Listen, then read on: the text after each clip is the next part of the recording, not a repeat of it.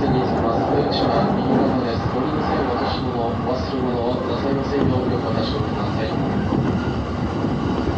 新幹線をご利用ください。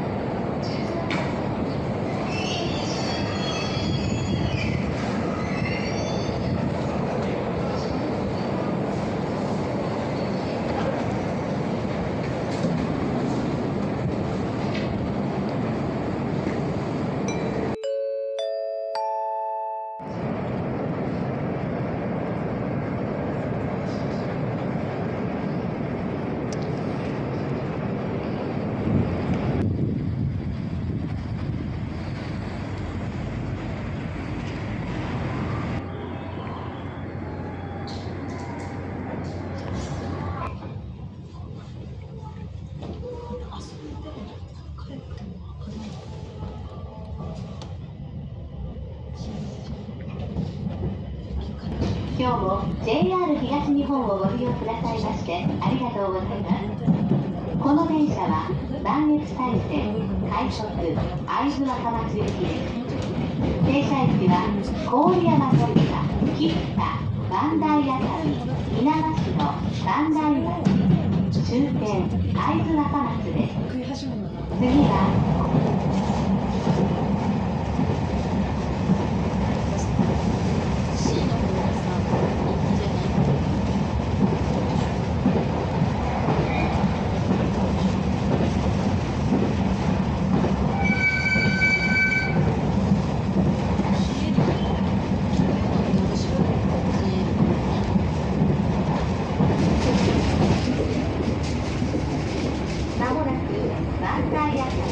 磐梯熱海です。